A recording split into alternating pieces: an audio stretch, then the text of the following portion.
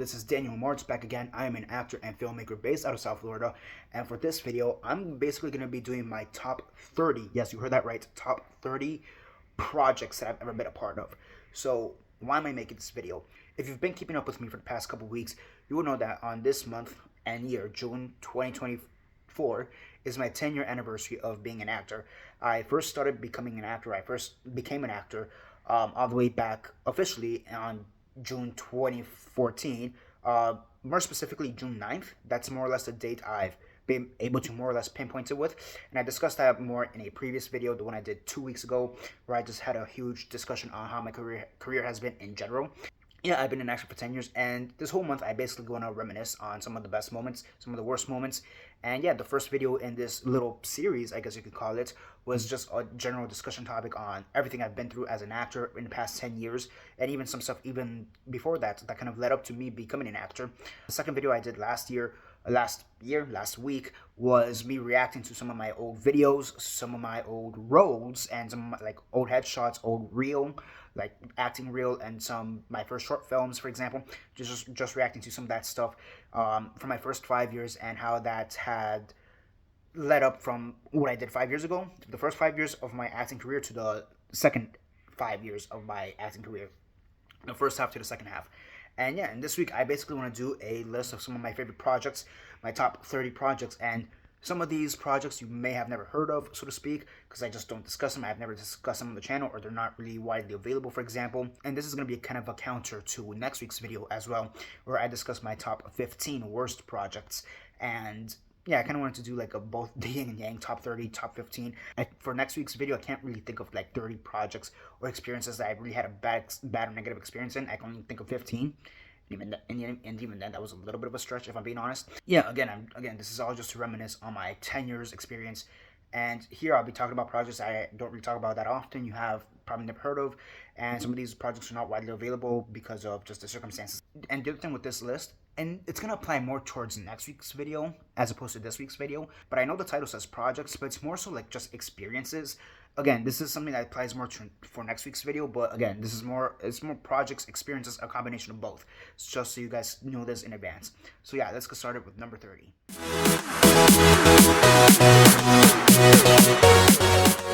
So number 30, it's kind of a weird one. It's Super Bowl 54. Yes, I was actually part of Super Bowl 54. I was actually security for 54. And yeah, this is one that I just never talked about because it's not really acting related, if I'm being honest. This is like the furthest thing I have from in acting credits or film credits or whatever on IMDb, and that's the funny thing. The Super Bowl is on IMDb, and therefore, if you go on my additional crew additional crew section on IMDb, you will find Super Bowl 54 as a security guard under IOTA. I believe that's the name of the company that hired me. And yeah, I did this with Jace Elton, which you'll be hearing a lot about throughout this whole list. And yeah, we basically did security for Super Bowl 54 right before the pandemic, and it was fun. I did it for 2 days, a night and day, whereas Jace only did it for the one night, but I did it for 2 days.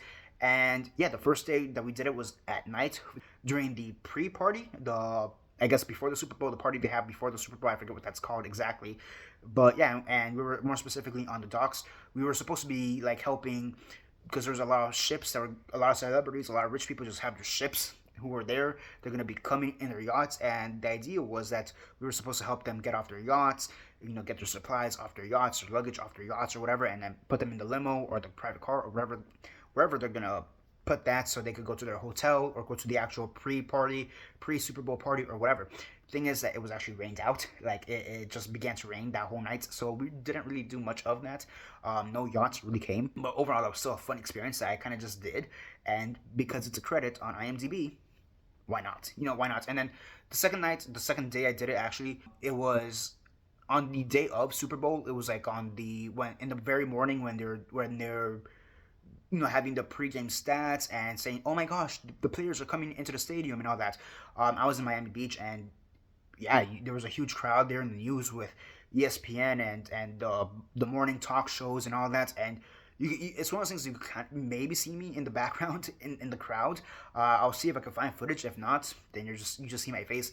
But yeah, it was very fun, and I actually saw another one of my friends that I had acted with, David LeBlanc. I worked with him on the museum, and he also happened to be doing security that day. So overall, it was a really cool experience. Again, it's just something I never really talk about because I have no reason to talk about the Super Bowl under any other circumstances. So yeah, that's why it's number 30 on this list. Let's go on to number 29.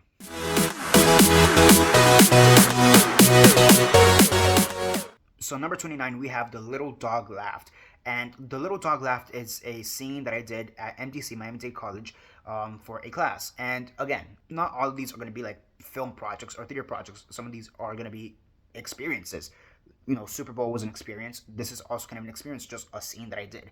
And I will say that this is maybe one of the best acted scenes that I've done. It's actually here on the channel if you those want to check it out. I'll still say that I think that is one of the best scenes I've ever done.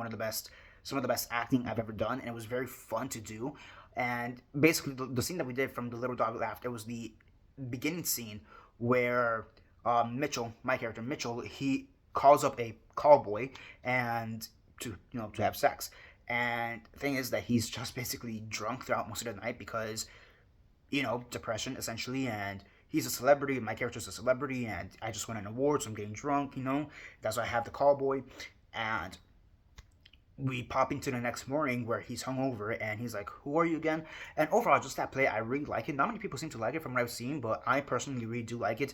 I do think that the ending is kind of a letdown, if I'm being honest, and I think most of the critiques are because of the ending, if I'm not mistaken, and I do kind of fall in that realm as well. But I think overall, just that play overall is still good, despite the ending. And that scene that I did is probably one of the best things from that play. Kind of on a side note, I also do have another monologue from later on in the play that I've done a few times. I've also done it here on the channel, so you could definitely find that video, or it's going to be linked down below for those who want to check it out. But yeah, overall, just a fun play, and that was a fun scene to do.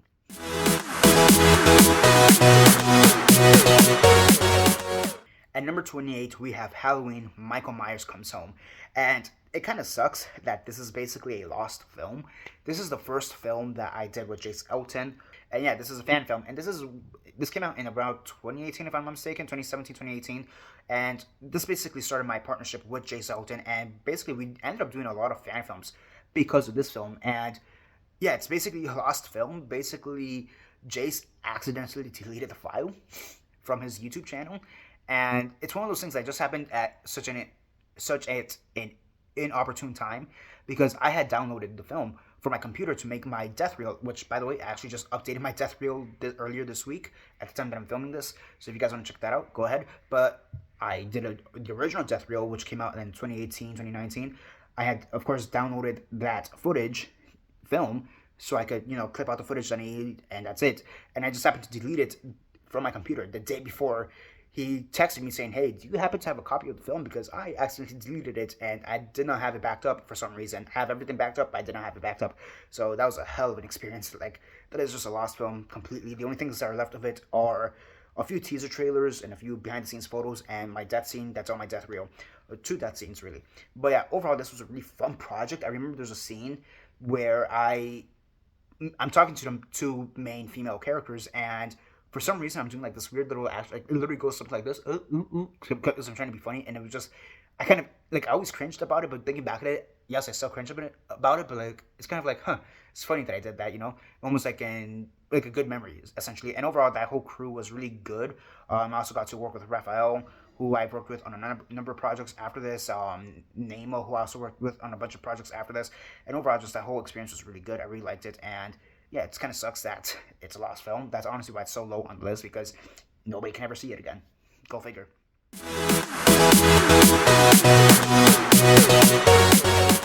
At number 27, we have Airness. So this is actually a show I did last year, and I actually was the dramaturge for it. And for those who don't know what dramaturgy is, well, you're essentially the researcher and marketer for the production, for the theater production. It kind of depends on what precisely they need you for. I also did dramaturgy for a show, not The Little Dog Laughed, Dog Sees God. For Dog Sees God, right before the pandemic, I was doing dramaturgy for that show.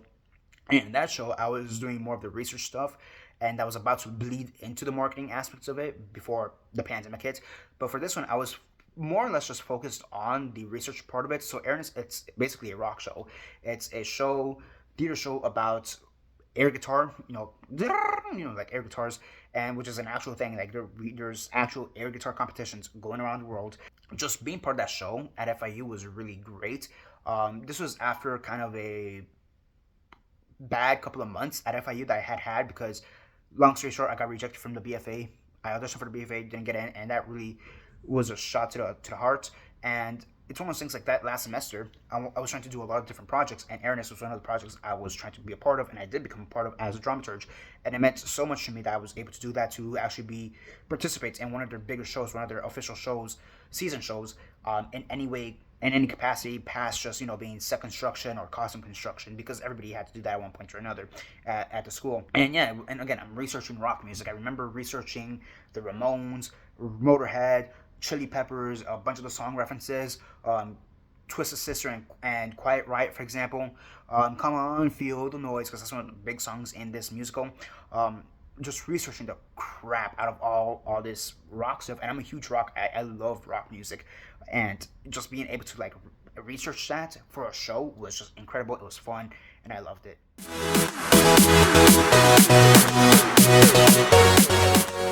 At number 26, we have We'll Be Back. So this is a short film that I also did last year. And honestly, the reason I have this one on the list has to do more so with some of the post-production things that happened afterwards. I was cast in the film kind of last minute, to be honest, because one of the actors kind of dropped out. But I was helping Fabio, who was the director of the project, more so with the editing. And the thing with me is that I don't typically like editing. Like, I'll be honest, even when I edit these videos, I find them kind of taxing sometimes. I just do not... I'm not the biggest fan of it. Sometimes I have to do it again with these videos, but it's one of those things like for my other films, like for the films I direct, if I can avoid editing, I'll definitely not do the editing. It's just me. But this is one of the few times where I actually had a lot of fun editing a project. I was helping Fabio edit the project because he knew very little about editing. Like he could figure out the basics of it, but he didn't know like he basically needed a second pair of eyes to help him with the editing, and I helped him with the editing in this project. It was very fun, and we basically took the whole day, the whole like late afternoon to nighttime, like 8, 9, 10 hours straight. I forget how long it was, but like we were editing this on a computer at FIU, and from like midday to like nighttime, we were just editing this thing, and it came out great. Overall, that project was very fun, and again, I had basically a cameo role. But yeah, I'm putting this here on the list mostly because of the behind-the-scenes stuff with me editing it and with Fabio, which Fabio is a good friend of mine, and it was just fun helping him out on this project overall.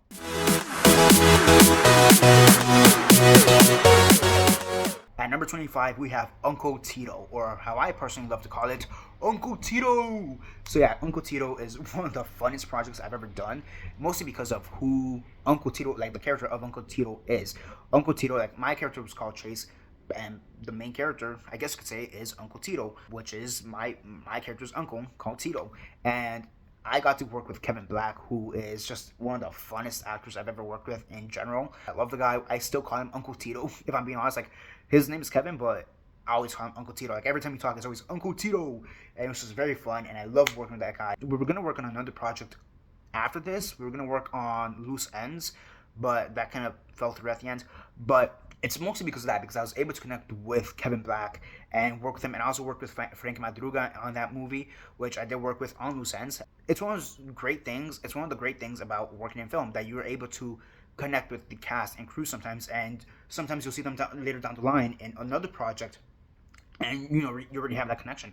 That's really great. And I've talked on and off with Kevin, Uncle Tito, about working on another project with him, but it's always been on and off, especially recently in the past year, because he did move away, so that kind of also hampered those possible discussions. But we always talk, and it's always great. And honestly, Uncle Tito, that film, I'll be honest, although I do have my misgivings on it, on how it turned out at the end, I still think it's still a rather good film, all things considered. I think the story is good. It's just that the editing should have been better, if I'm being honest. And it's one of those things I even tried to edit it a bit to help it come out better. And I do think it came out better, but it's one of those things. I'm not particularly an editor, much more a color editor, which was like the thing that I really need help with. And that's one of those things like, yeah, I'm sorry, I'm trying my best here, but not me. But I still did what I could to salvage from, again, that's really where the project, I kind of That was really the issue with that project, just the editing behind it. But still got to meet some great people. Actually knew Frankie even before this. Now that I remember, but still got to reconnect with them. Got to connect with Kevin, and even then, the people from this film, Maria and Justin, for example, like I still talk to them on occasion. So it's great. Again, that's a great thing about doing film. You're able to connect with these people, and you're able to discuss working together again in the future, or you are working with them in the future, and just see where those connections go. It's really great.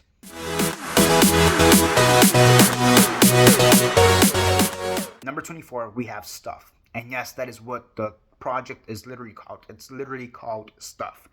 And just like Airness, this is something that I did in my last semester at FIU. Again, I got rejected from the BFA. I was trying to do projects, especially in my last semester, to just like feel like I'm doing something. And Stuff is my theatrical directorial debut.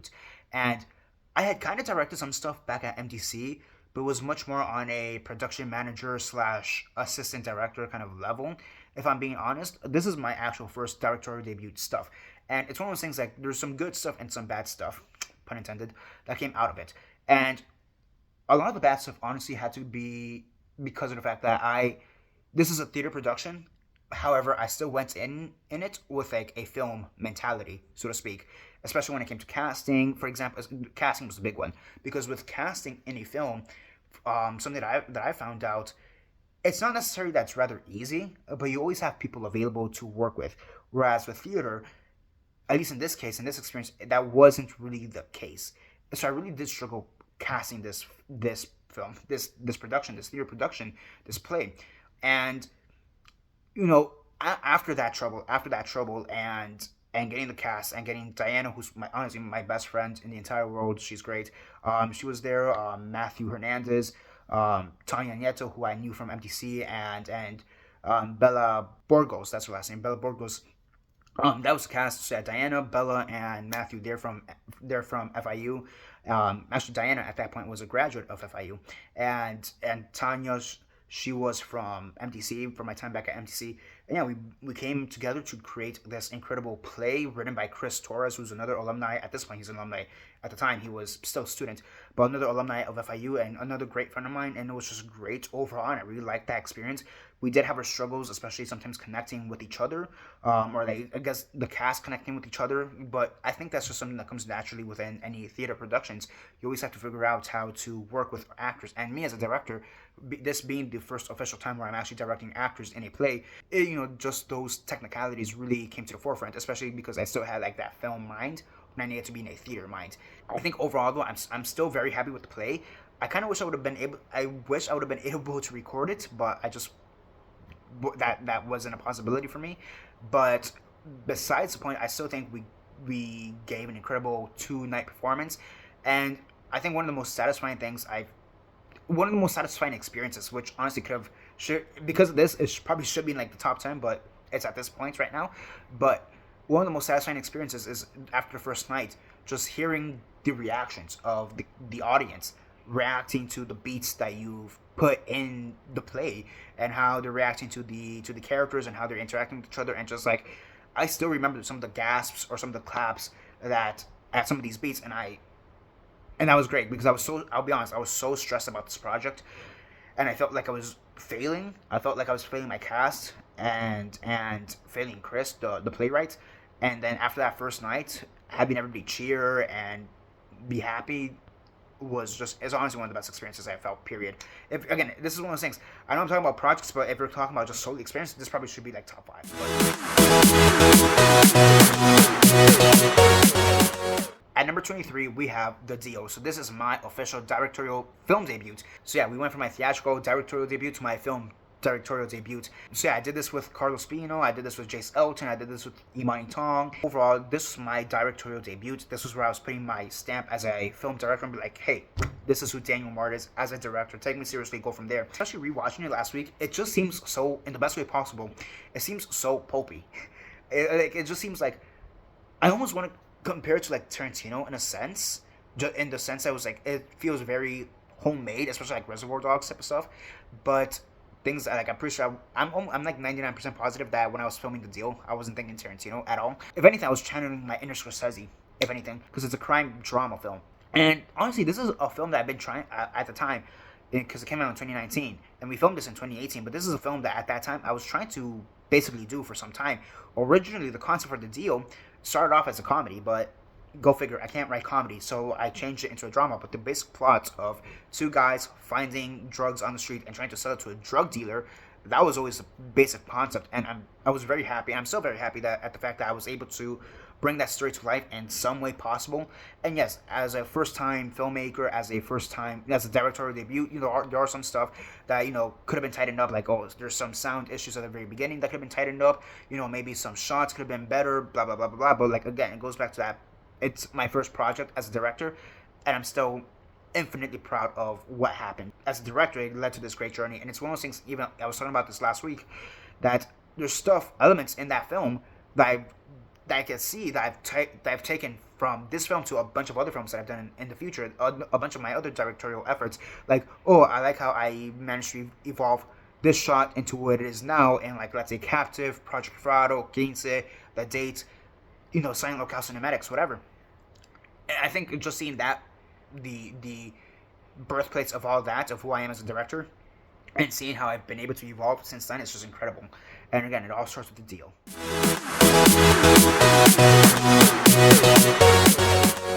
At number 22, we have Within It. And if I'm being completely honest, Within It is actually a very, very negative experience. So why is it here? Why is it not on the list for next week? Honestly, I may still end up putting it on the list for next week. But why is it here on the best? The reason it's here on the best, it's because of the fact that it is such a bad experience. And what I mean by that is that sometimes you need to learn lessons in your worst experiences to really appreciate them in the future and know how to evolve from that point on. And kind of to go along with that, at the time, I didn't realize how toxic that set was. It wasn't until like years after the fact I realized, oh, that set Within It was super toxic. And essentially what happened is that the director of that project, I guess you could say, tried to protect me from all the negativity that was going on in that project. And in some cases, I like the fact that he did that. But it's also one of those things that like he was the main perpetrator of all the toxicity. So it's kind of weird that he tried to protect me from it. I think it also had to do with the fact that I was just very young. I was like 16, 17 when I first did that project.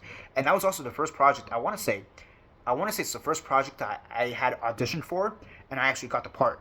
Getting your first role after an audition, it's something special, and I'm 99% sure that Within It is that for me as well. But yeah, overall, this was just a very toxic set, and it's one of those things I'm kind of happy I was so naive in high school that I didn't realize how toxic of a set that was, because honestly, the director was just arguing with the production manager the whole time, and the script supervisor, and also it's a student film, so it's one of those things like every student has like 5 different roles. So like the director is also the writer, is also the cinematographer, is also the editor, the production manager is also the script supervisor, is also the transportation, it's also the camera operator, the producer is also the camera operator and the cinematographer. They're all wearing these different hats, and it's one of those things at that time I didn't realize how stressful that could truly be. Just being one row on a crew for a film is stressful. But imagine being like 5 or 6, and I didn't realize that until honestly the deal. If I'm being honest. And the reason it's here is because honestly, I'm happy that I'm able to look back at this project and be like, wow.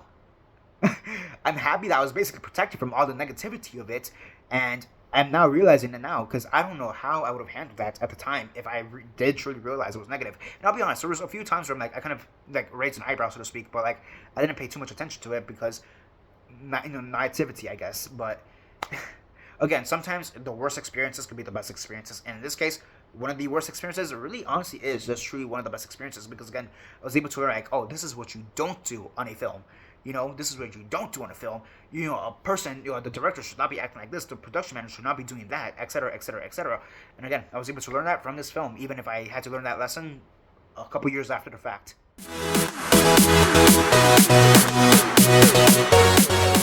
At number 21, we have The Teacher's Lounge, and this is another play that I did.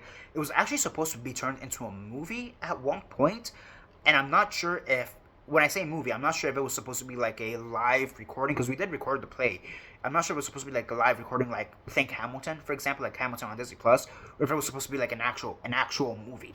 Again, this is one of those situations where honestly, this was largely a negative experience for me.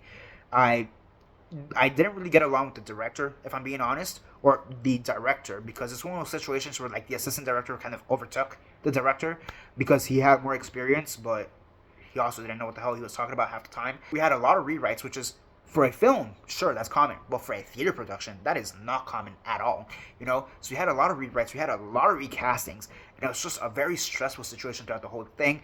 And that's on top of the fact that when you do any theater production, you're supposed to have about a week to prep on stage, with costumes and sound and the lights and everything. We only did the show one time, and we did all that preparation literally 8 hours before. Like from that morning to the afternoon, that's when we were doing all of our tech week prep stuff. And we only did the show one time at the Mart Culture Center at night. So because of all that negativity, why the hell is this number 21 on my list? The reason it's number 21 has to do with Mariah Kilmon. Mariah Kilmon, she is an actress that I worked with. I appreciate so much. I worked with her on this project, on Sick Minded, and Shut Up You. And the reason I'm mentioning her is because she actually died earlier this year. And she's an actress, again, I respect it a lot. And this is the project that we did the most work with. Again, we were doing this project together from about August to February of 2018 to 2019, if I'm not mistaken. So we got really close during that time, and we had seen each other before that during the film festival circuit, for example, or we had worked on Sick Minded and Shut Up You together by that point. I think Shut Up You for sure we had already worked together. Sick Minded, I'm not completely sure. We knew each other, we liked each other, we were great, and she helped me get this role for this project, and honestly, it has to do with that. It's the best memory I have of Mariah Kilmon. And she's honestly one of the best actresses I've ever worked with. One of my favorite people in the industry, period, here, locally. She was incredibly respected down here in the industry. Like, when she died, everybody was just commenting on it. Like, oh my gosh, so sad. And then just going into their own testimonies, diatribes, whatever, of how great of a person she is. And that's the thing. She just wasn't a great actress. Well, she was a great actress, but she wasn't just that. She was just overall just a great person, a great human being. Something that's honestly very rare to find nowadays in this industry. Whether it be, like, forget like Hollywood levels, screw that for a second. Like, even locally, it's kind of hard to find people without any egos. And she's someone she was someone without an ego, essentially. She was always there, helping hands or whatever. And yeah, when she died, it honestly hit me very hard. I even did a video of it, saying like, hey, she died, and I kind of just want to vent for like the next 15-20 minutes, and if people watch this, cool. If not, I don't really care, but I just want to vent and get my thoughts out there. And honestly, really reminiscing about how we worked on this project and this project in general. I don't care how negative of an experience I had on this project at the end of the day. How much stress the director gave me because he didn't know what the hell he was doing half the time. The stress of all the constant rewrites and recastings, and the lack of actually doing a proper tech week. None of that matters. I did 3 projects with Mariah Kilmon. This was one of them, and arguably the most impactful one that we did in terms of our relationship as people. And that will never change. And that's why I have it here on number 21. Rest in peace, Mariah. You'll always be missed.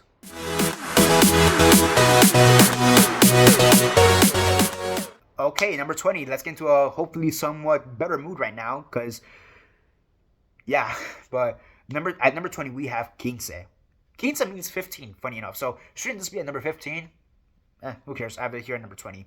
But yeah, 15. And honestly, I'll be honest, this is a project that I've kind of gotten sick of just a little bit, because I think I let the film festival run for this project go on a little bit too long, if I'm being honest. It should finally end this year. It should have ended like last year, if I'm being honest. But that aside, overall, this was just a very fun project. This is one of those projects that for me epitomizes the phrase of working with your friends.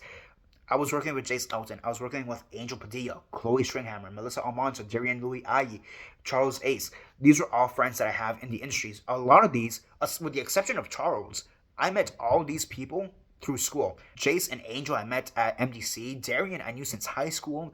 Chloe and Melissa I met at FIU. And these are all people who are honestly still close to me to this day. I love all these people, and even though I don't talk to some of them that often anymore, they'll always have a special place in my heart. And the fact that I was able to do a movie with all these people who have honestly been greatly influential just in my career in general is very touching. And even Charles Ace, who I didn't meet at school, I met through the industry at large, so to speak, but he's also someone who I care for deeply, and it was great to have him be in this project. And overall, it was just fun having him be as Killer and kind of stressing him out at times. It was just great, and filming Jace's death scene was fun, if I'm being honest. A lot of people do comment that his death is a little bit wacky, like it's not believable for some reason, but like I really do not care, me doing the stunt of me falling into the pool when I die, it was honestly one of the funniest things I've done. And overall, just the reception to this film was great. I did this for Deadly Numbers, which is a larger film project by Matthew Mark Hunter. He wanted to do an anthology film, and every filmmaker got a number from 1 to 20, and I got 15, and that's why I did Quince. And I always wanted to do a slasher, so here we go. Called The Killer Quince, because he kills on the 15th day of the month. And Quince is, again, Spanish for 15th. I want to give it some Latin flavor there. I'm from Miami. Why not call it Quince? Bada bing, bada boom, ja. Again, the reception has been great to it. People still love it. It still gets accepted into film festivals to this day. It still gets nominated for stuff to this day. I still think that I let the festival run go a little bit too long, if I'm being honest. But that aside, it's so great that so many people have enjoyed this. I really like it, and the fact that I was able to do it with those people at that time was just great. And again, just the epitome of working with your friends, in my opinion. I think for me, this is the film that epitomizes that phrase: working with your friends. Great.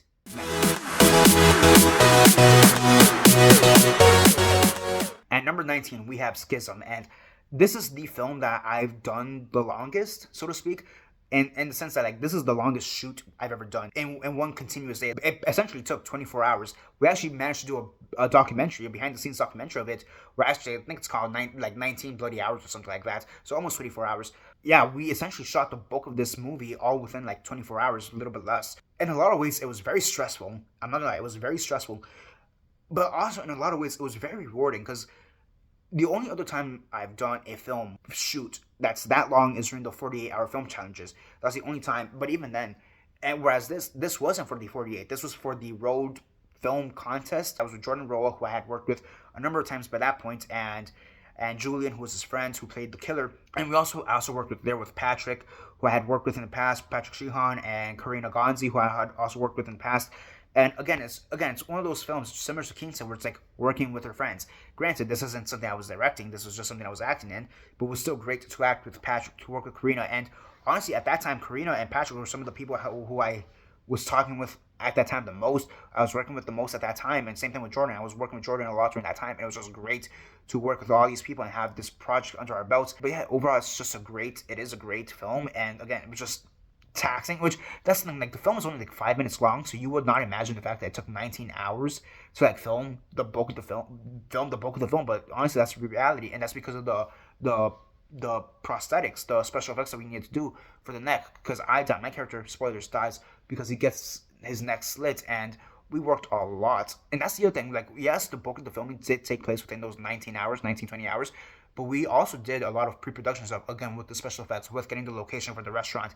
And, we shot those restaurant scenes, the day, a few days before, if I'm not mistaken.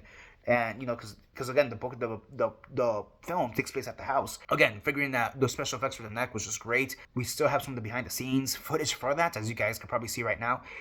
Overall, it was just great. It's funny, because I remember I posted on my old Instagram, which got hacked. God damn. But on my old Instagram, I remember I posted that video of me with the slit throat and laughing and whatever, and I actually lost followers because people thought that was way too demented or creepy or disgusting to show. I remember I actually lost followers, which was kind of funny. And that's all I can say. It was such a fun project, and again, another definition of working with your friends.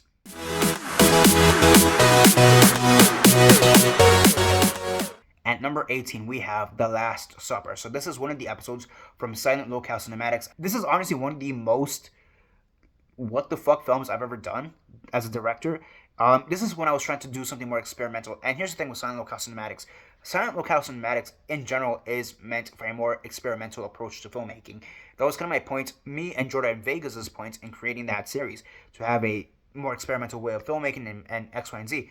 And for me, Last Supper is arguably the most experimental film I've done. There is one more which I'll mention later down the road. That was kind of the thing with it. I was just trying to be very experimental with it, and I took a lot of inspiration from The Lighthouse, Robert Eggers' The Lighthouse, if I'm being honest, and the way it was shot, with the the way it was shot, the cinematography, the lighting, so to speak, the messages, and even like the characters themselves. Overall, I think it did for projects that I've directed. I do think it is one of my best directed projects. It is definitely one of the most experimental stuff I've ever done. It was just great. I did that with Jason Elton again and Enrique Del Risco. He kind of portrayed the Jesus figure, so to speak, in this short, in this episode, and it's an anthology series. So yeah, and I really like the last scene slash shot where it's me and him staring back at each other, and he's just freaked out to no end, bloodied up, and just freaked out to no end, and I'm just like looking at him eating with like this demented look on my face.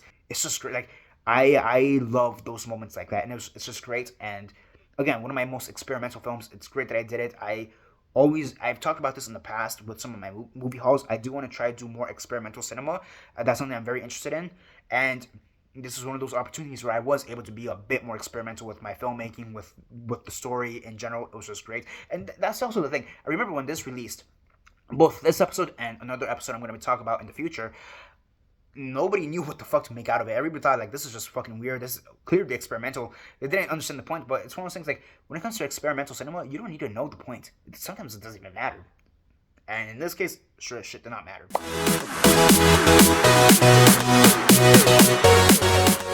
At number 17, we have Corner. And this is the first project that I ever did as a director where I wasn't directing my own script. This is actually a script written by Ollie Hughes, and we did this during the pandemic. We filmed this during the pandemic in late 2020. And I remember talking to Ollie when I was doing pre-production for this film, and there was a lot of stuff that we kind of needed to change because of the new environment we found ourselves in, because we were filming during the pandemic. So one of the big things that we needed to do is the therapy scene. In the original script, it was like a group therapy session type of thing. However, because of the limitations we had, and also because of the location we got, at that time, it would have been better to just have a one-on-one with the main character, portrayed by Darian Louis I. This is actually the first time I worked with him. But yeah, the first time I worked with Darian, and also the first time I ever worked with Brian Long. We were able to work together, and again, we changed it from having this group therapy session to just having this interpersonal two-person therapy session with just therapist and patient. Overall, it was honestly really good. I do think there are some, looking back at it, there are some story elements that could have been better fleshed out. I could have talked with Ollie a bit more to help further flesh out those plot lines or intentions or whatever have you. But overall, I still think it's one of my better films that I've done, that I've directed. It's one that I've always liked, I've always loved it. And again, like I said, I was able to work for the first time on this film with Darian and Brian. Again, Darian is someone I knew since high school, and he had always wanted to do acting.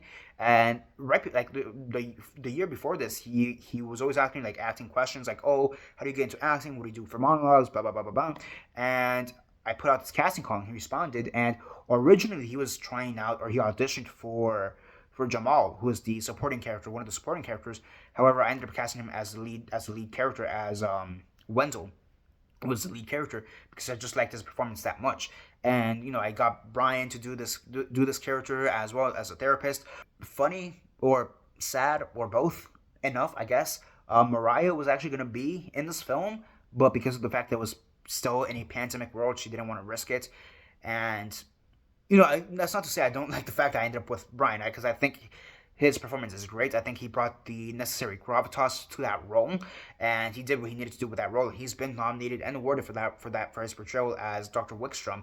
But I just kind of find it funny how, and sad at the same time, that Mariah was originally up for that role, and if not for the pandemic, she would have done it. But that besides the point. Again, I was able to work with Raphael, and he was great. Again, he's the one who ended up playing Jamal, the character of Jamal, and I also worked with Imani in this film as well, and I gave a cameo to Carlos as well. Carlos Pino, who's oftentimes my producer on a bunch of my projects. Overall, it was just a great experience. And again, this is the first film that I did where it wasn't my script; it was somebody else's script, and it's been nominated. It's won awards. It's everything I had done before that, The Deal and I think Project Frado, I think, came out before this. I think, I'm not completely sure. Those projects were never meant to go into film festival circulation. Corner was the first one where, yes, I am doing this for film festivals. And ever since then, every single short film that I've done, with the exclusion of silent locale cinematics, every single short film that I've done, directed myself, has gone onto film festivals. That includes Corner, that includes Quince, The Date, Captive, as well as Loose Ends and The Mechanic, which I ended up being a producer on. It's one of those things that's just great that this is the film that made me start that film festival journey, submitting to film festivals. And I'm not gonna lie, it gets expensive sometimes. It just is what it is. But hey, that's the industry for you. Go figure.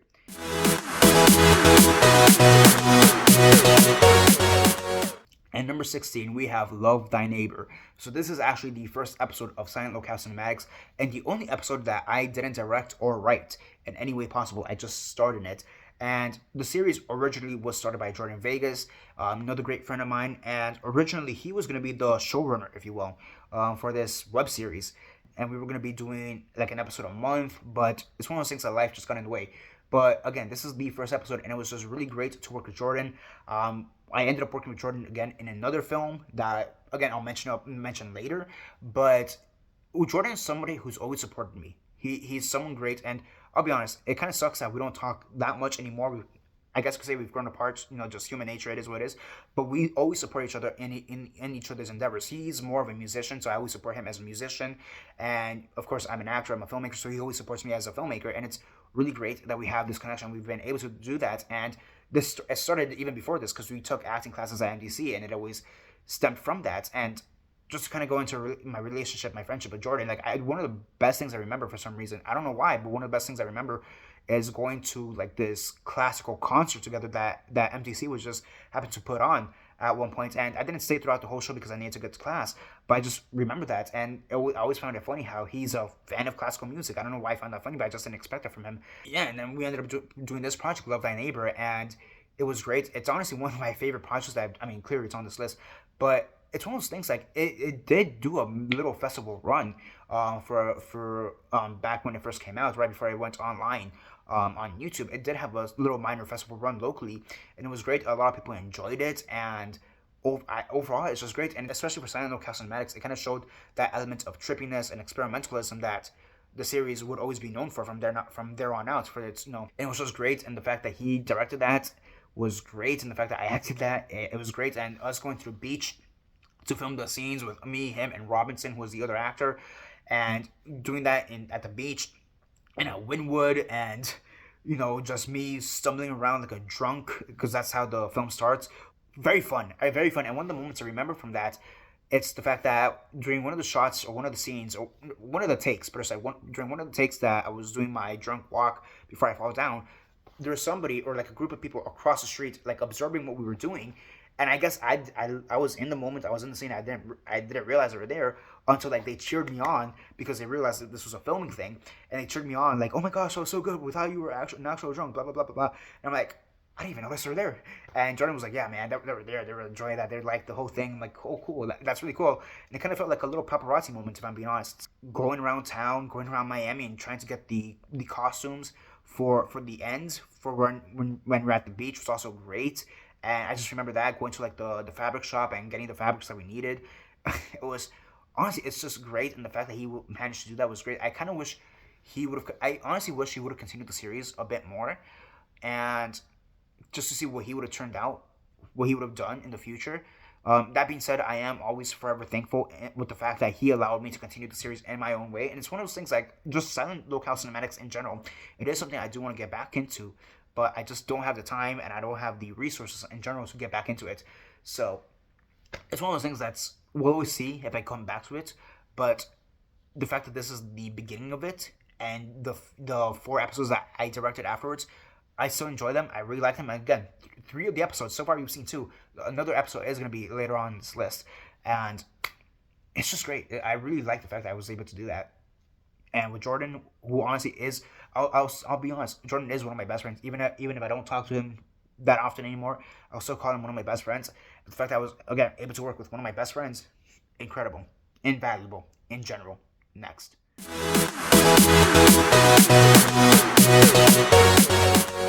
next up, we have The Date, which I want to say is arguably my most critically acclaimed film that I've done. Arguably. I feel like the two experimental silent locale cinematics maybe give it a run for its money, but this is like the type of film that I was going for my Oscar, so to speak. Not that this was ever going to be submitted to the Oscars, so to speak, but still, like I was going for that. It's one of those things that where this film was honestly largely inspired by the scene in Psycho, where Marion Crane and Norman Bates, they're in the back room, talking about, boy's best friend is his mother, and just the idea of having this guy who, yes, he's a bit socially awkward, but he doesn't appear to be a threat at first. And throughout the whole conversation that you have with this guy, you slowly begin to unravel, like, oh, maybe this guy is a threat? Question mark. And just what spawns out of that. And honestly, it was very much inspired by that scene. It was inspired by Psycho in general, but more specifically that scene. And I got to work with Chloe Stringhammer on this film, and it's one of those things that I was writing the script, and I knew almost immediately that I wanted Chloe to be a part of this film in one way or another, especially essentially to be the lead. I still had her audition just because I was like, it was one of those things I was like 99% sure, but I want to turn that 99 to 100, so I had her audition, and she was perfect in the audition. And yeah, I got to work with Melissa again in this film, with Melissa Almanza on this film. It was just great. She helped do the makeup effects for this film, and she actually got nominated for it a few times, on her and Chloe, because they both helped with the makeup, and they both got nominated for that a few times over. Again, this is I want to say this is probably my most critically lauded film. Like, a lot of aspects of this film have won awards, have been nominated. Derek Similian, who was the main actor in this film, has been nominated a bunch of times, has won a few awards. Same thing with Chloe. Again, the makeup has won awards. The cinematography, the editing, the directing, the writing, everything about this has either won or been nominated for awards several times over. And it's, again, I'm pretty sure this is my most critically lauded film, period, that I've done, or especially as a director.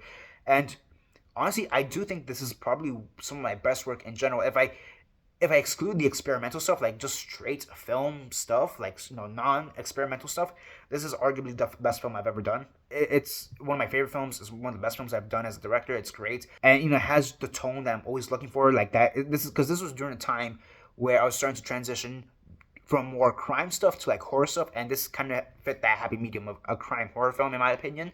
And some people have even called it a dark romance, which is weird. Like, that's the thing. I forget which festival, but one of the festivals I got into actually got a nomination for like best romance short film or something like that. I'm like, okay, I guess that's weird, but okay. But yeah, some people have considered this a dark romance, which I'm not sure if I agree with that moniker, but it's been thrown out there. It's just great. I got to work with Chloe. I got to work with Derek. I got to work with Melissa. I got to work with Jace again, another Jace Oten film that we've done together. Again, another one of my best friends that I've worked with a lot. So that Chloe became one of my best friends even before this film, but she's also one of my best friends or close friends. Same thing with Melissa, a very close friend of mine. Derek, another close friend of mine. And I think for me, it comes back to that phrase of working with your friends. And again, this is one of those films where I feel like I'm working with my friends a lot, and it was just great. Overall, it was just great. I loved the experience, and the fact that it is one of my, again, pretty sure it's my most critically lauded film. I think it makes it even better. That's not to say that you always have to get awards, you always have to get nominations to feel satisfied in a project. I'm not saying that, but it doesn't hurt getting nominated. It doesn't hurt getting awarded, And that's a simple fact of reality. It doesn't hurt. I actually like it. And the fact that, because you're saying, I don't care if I get nominated. If I'm being honest, I do not care if I get nominated, but I would like some recognition from my cast and crew. And the fact that they're getting recognition is what makes me happy. And I think that's the point I'm trying to get across. They're getting the recognition, no doubt about it. And I think similar to Quince, the festival run for this film should end this year. I think if I continue it past this year, I think that at that point it'll be a little bit too much, a little bit too long. So I'm pretty sure it also ends this year. So there is that. And then you guys will finally be able to see it by the end of this year or early next year, just so you guys have that in mind already. But yeah, let's go on to the next project.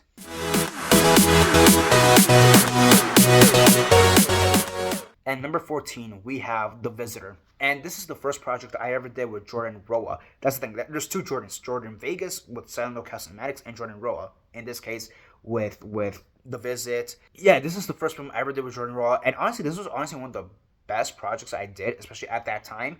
It's one of those things that at that time I was very much just doing like student film stuff. And to be honest, this is still a student film. But this is around the time where I did stuff like Within It and food trucks, for example, where the quality just is not there, and this felt like a step above. It's like the story actually felt like it had some kind of impact, and I felt like for me myself, I was actually able to show who I was as an actor very early on, and it's one of those roles that I put on my reel, and people took note of it. People honestly took note of it and started casting me because of what they saw in The Visitor. I have that happen a lot more now with like, oh, I saw what you did in Primal Fear. I saw what you did in Sick Minded. I saw what you did in Spending Some Time Together. Blah blah blah blah blah. So for me, that's something I've kind of grown a little bit more accustomed to. But very early on, that was like new for me. Like, you're casting me because I did this other project, and you liked what I did in that project. What? Are you sure? Cool. Honestly, that's very satisfying. That's very validating, and it felt great. And even just working on that project, I worked with Justin Andrews on that project, someone who I still talk to on occasion as well. Great. He was great to work with. I kind of wish I would have done more projects with him, if I'm being honest. Again, it comes down to, I feel like this is the first time in my career at that point where I was able to show who I was as an actor. And I felt like I kind of lost that ability to do it for a bunch of years. It's one of those things for a long time, I felt like I really wasn't able to show who I was as an actor. I kind of just got in, did my scenes. I tried the best I could in the scenes, but it was a lot of material that wasn't giving me much. And it's not until now, recently, in the past year and a half, where I'm able to go back to how I felt back in The Visitor, and like, oh yes, this is who I am as an actor. I could expand who I am from this avenue, go to that avenue. Like, this character is giving me so much to work with. And again, that was the first character that I ever felt that with, and it was just great. And it's one of those things I don't know if I really valued that at the time. I'm not sure if I valued that at the time, but I do value it now. I do value the fact that I was able to really properly show off who I was as an actor very early on in my career. And it's all thanks to that film. And I got casted several projects afterwards because of that one role. And great, just great.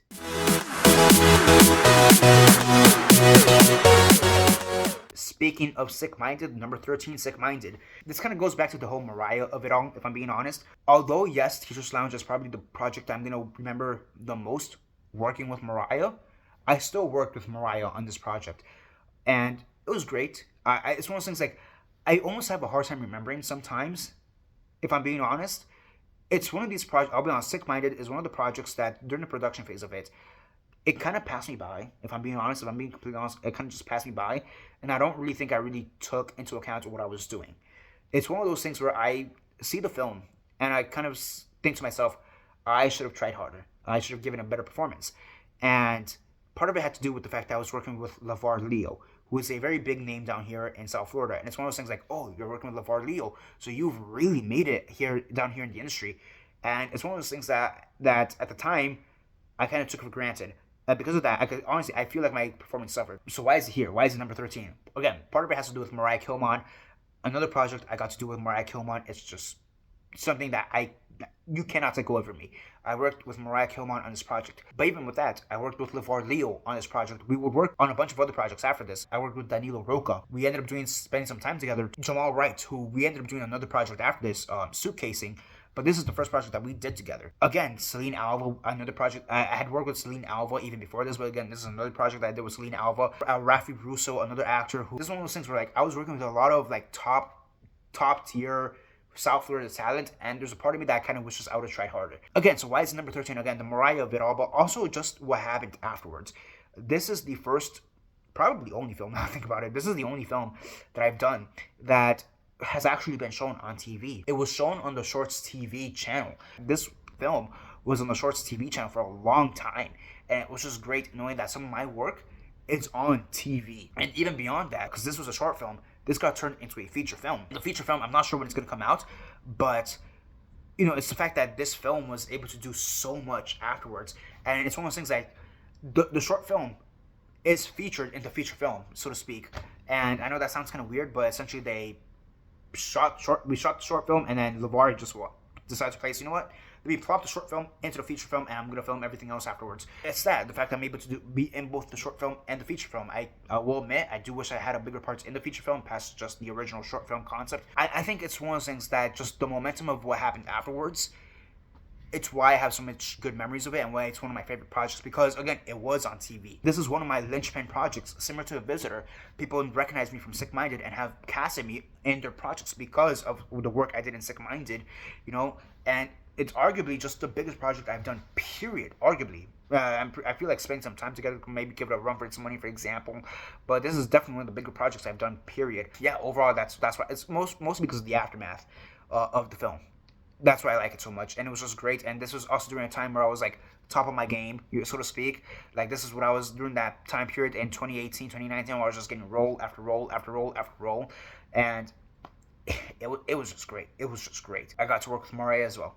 Rest in peace, Mariah. But yeah, just a great experience overall.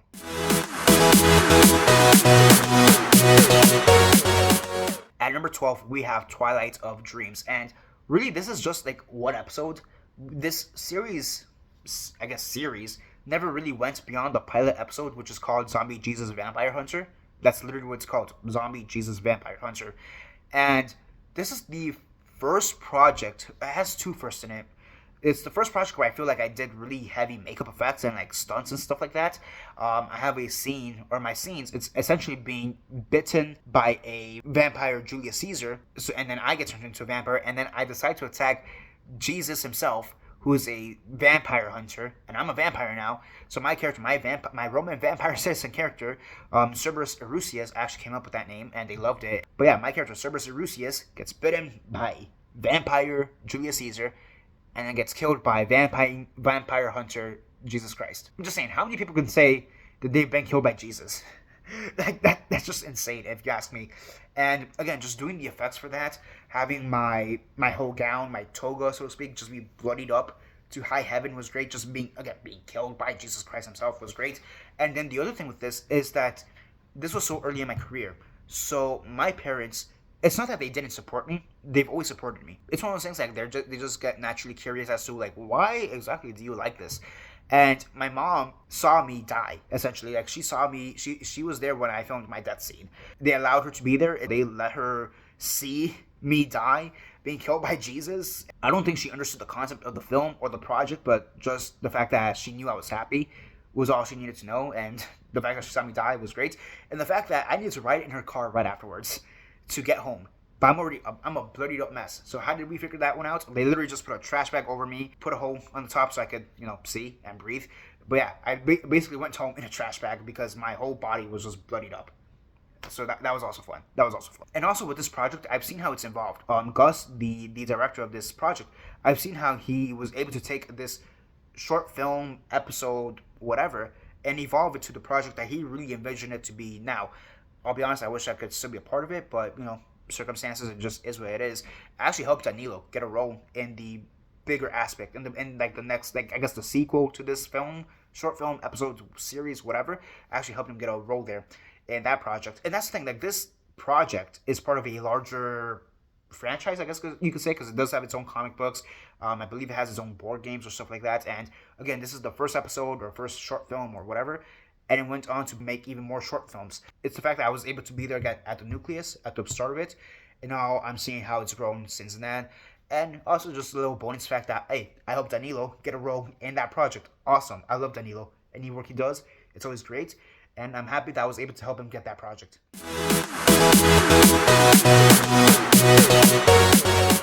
At number 11, we have Debts Unpaid. So Debts Unpaid is one of the 48-hour film challenge films that I've done. Debts Unpaid is honestly the best film I've done from that bunch, by far.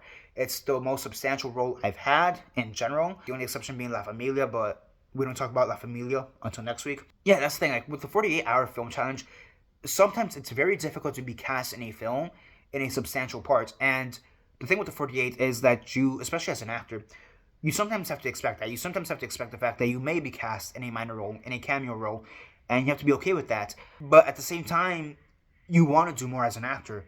And I was given that opportunity with Debts Unpaid. Debts Unpaid, again, similar to like Sick-Minded, similar to The Visitor, is one of my linchpin films.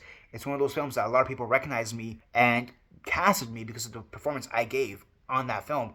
It's one of those films that really helped show who I was as an actor. It showed a more serious and desperate side of me because of the character I portray. Overall, that was just a really great filming experience with Mallory Glickman. It was great to have that experience with her. Again, it's one of those projects also that I still get comments on. And that's not to say it's a bad film. It's a great film. But it's one of those things that I'm always surprised when people bring it up. I almost feel like it's one of those more forgotten or lesser films that I've done. Like people like don't mention it that often until like somebody randomly does mention it. And it's like, oh yeah, thank you for that. Yeah, overall, it was great, especially because the other two films I did during this time, Bonded and Forever Youth, they were kind of a bust severely, which you'll find out more about that next week. That's the thing. That year, I decided to do 3 different 48-hour film challenges. I was only really expecting to do 2, but the original plan was I did the 2, and then I cameo in a third one. But just because of how things turned out, I only ended up doing 2 projects at the end. Again, you'll find out more about that next week. I love the fact that one of the projects I did, that the one that wasn't a complete bust, was That's Unpaid, and it's the one that's, for my career, has been one of the more successful films in my career to help show who I am as an actor. And just filming that the whole night, because we shot that during nights from like literally 8 p.m. to about like 4 in the morning, both nights, like 2 nights in a row, from like 8 p.m. to 4 in the morning, both nights. And I remember just sleeping on Mallory's floor, like her kitchen floor, and while they were editing, like while the rest of the crew, the rest of the editors, which was like 3 or 4 of them if I'm not mistaken, were like editing this project, and like it's one of those things, like they didn't, I'm pretty sure they didn't expect me to like legit fall asleep on the floor. I said that as a joke, and it just kind of happened, like for real, especially on the kitchen floor. And it's one of those things, like looking back at it, it's such a wild project in a lot of ways because of how we did it. But part of the reason because of that is because of the fact that it is a 48-hour film project. But yeah, I wish I would have done more films with Mallory. It's one of those things that we were going to do another film together, but the pandemic happened. So yeah, That's Unpaid, honestly one of the best projects I've done, period. And funny enough, it actually came out like the day after Sick Minded. The short film came out. So there's also that little tidbit, which I always find kind of interesting and funny.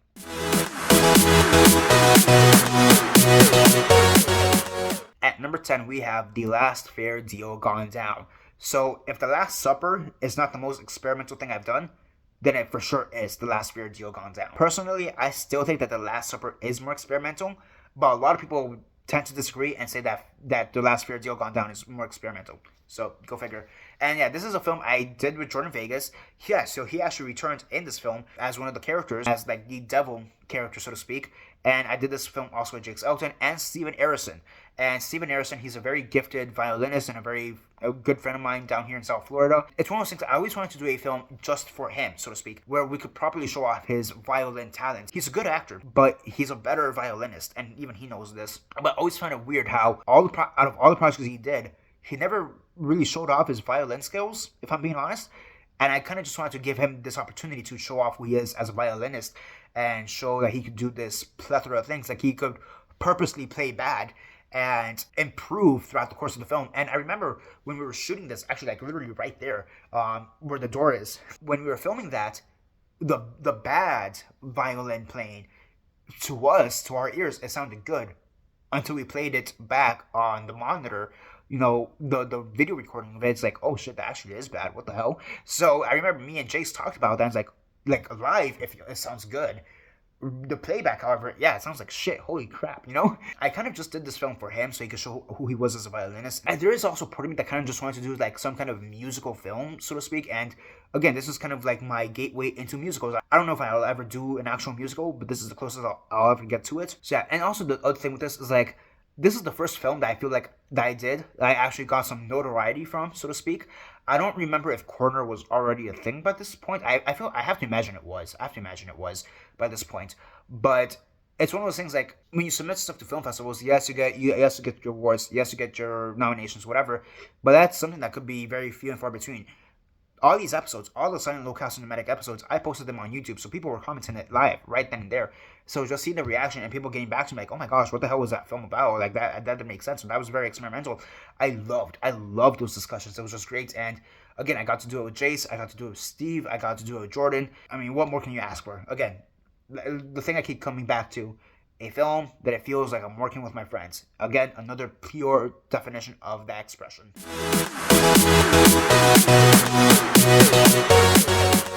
And at number 9, we have Primal Fear. This is a film that I actually did last year with Elizabeth Nichols, and honestly, she is one of my favorite directors to work with. I've worked with her twice, once on Primal Fear and once with After, and both times she quickly became one of my favorite directors to work with, and I love working with her. I hope to work with her in the future, and she is great. And similar to Sick Minded, similar to The Visitor, this is one of those films that is going to be one of my linchpin films. Straight up, I'm already getting casted in roles because of this film. And I just don't mean with Elizabeth, because she did cast me in After, in part because of the work we did in Primal Fear.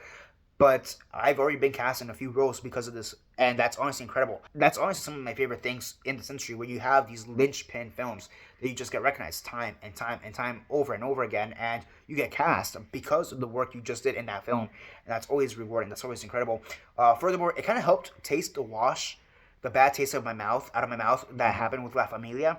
And what I mean by that is the fact that Layla Starr, she was in La Familia, and she was also here in Primal Fear, and I got to work with her in both projects.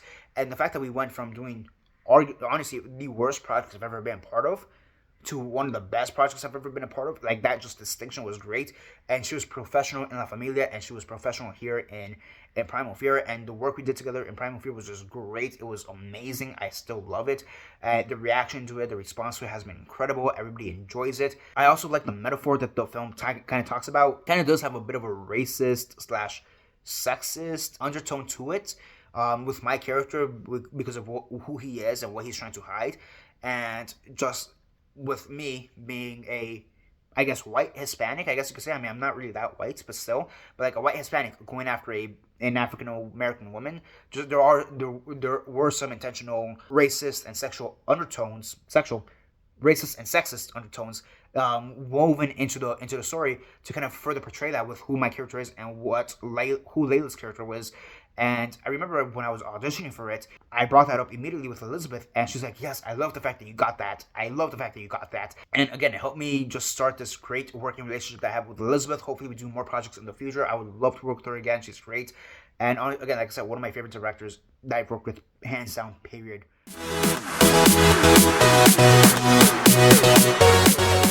At number 8, we have The Tunnel of Oppression. So this is a live theater, I guess you could say. This is basically live theater. Think of it as almost like a scare house or like a haunted house that you see at Halloween Horror Nights. It's like a haunted house and you have all the scare actors there. It's kind of the similar thing. So The Tunnel of Oppression is something that we did at MDC. We did it for 1 year in 2019, and we tried to do it in 2020, but, you know, the pandemic happened. And essentially it's a haunted house, I guess you could say, or like one of those haunted house attractions, but every room was talking about a different social issue. And the social issue that my room, the one that I was working on, talked about was gun violence and school shootings. I was basically the school shooter, or I was acting as a school shooter, and in a very weird way, it's probably some of the funnest acting I've done. It's one of those things I kind of went balls out. You're a school shooter. You're a dick. Fuck it. You're gonna shoot these people anyway, so just have fun with it. That was honestly my mentality. And I remember watching videos of the Columbine shooters, of Eric Harris and Dylan Klebold, sorry. Watching videos of them and how they interacted, and just to kind of get in that headspace a little bit more. And it's one of those things that a lot of people were actually genuinely offended about my work. And I almost took that as a compliment. The one kind of downside about it is the fact that we kind of did this on the anniversary of Stoneman Douglas. And Stoneman Douglas is literally like an hour and a half away from where I live, give or take. So that, you know, wasn't the best idea, I guess. A lot of times with theater responses, even with theater responses, you don't really get an immediate reaction. Like, yes, you do get the applauses or the boos or like, you know, like those expressions, but like you don't, because you rarely interact with the audience themselves. It's kind of a different connection. Like, yes, you can hear the audience, you can hear the cheers on stage, but again, you don't have that fourth wall break. Here, I was breaking the fourth wall. I was interacting with the audience, and you know, people were genuinely scared. People were genuinely crying, like scared for their life. And the funny thing is, like, because of what we were doing, I wasn't allowed to have a gun, so to speak, like not even a prop gun with like the orange tip. So what we did for a gun was we just painted my hand black, and I just kind of did like that. So now, like, are you talking to me or whatever the hell I was saying? Like, you know, I will shoot you. You've all done this to me, blah blah blah. And I'm literally just pointing my finger like a little gun, painted black, and people were still genuinely scared about that. Like, there was people who literally walked out because I was too intense. There was people who literally cried about that because I was too intense. And honestly, even the critics who I had against me, I still took that as a compliment because, like, oh, that's how great my work is. I think the one slightly downside about that, though, is the fact that people for the following year, they still kind of recognized me as the guy who was a school shooter in the Tunnel of Oppression, and they still kind of viewed me in that light. And that's kind of not fair. Like, that's the one thing I don't like about. That's one of the few downsides about acting. Sometimes that you get, not even typecast, but you just get viewed in a certain light, and it's hard to shake off that image. People still sometimes would randomly recognize me at MDC and be like, oh yeah, you were the school shooter, fuck you. I'm like, yo, I was just playing a part. I'm just playing a part, and that's all it is. I'm not actually gonna shoot up a school. But That's kind of the one downside, and it's one of those things I did try to address it in the following year when we were trying to do for the second Tunnel of Oppression. It is something that I kind of did try to address it, like, hey, let's try, like, before the audience comes into the rooms, let's try to tell them, like, these are just actors. They're not actual abusers. They're not actual school shooters or drug addicts or whatever. They're just playing the role of a drug addict. They're just playing the role of a rapist or a school shooter or whatever. They're just playing these parts, but they're not actually that. Because I wanted to try to mitigate the effects that could happen, because I had experienced it that following year. Because again, people sometimes come up to me like, oh, hey, you're a school shooter, go fuck yourself, you know, I can't believe you're gonna shoot up. I'm like, no, I'm just playing a part, bro, chill. Honestly, again, still a very fun experience. And the fact that I was also essentially a producer on it, now if I'm really thinking about it, I was kind of essentially like the producer, one of the producers for it, because I did, you know, help build that up in a lot of ways. Like, even behind the scenes, it's just great and a very fun project. Again, I kind of wish we would have been able to do year 2, but the pandemic, goddamn, just the pandemic happened. So yeah.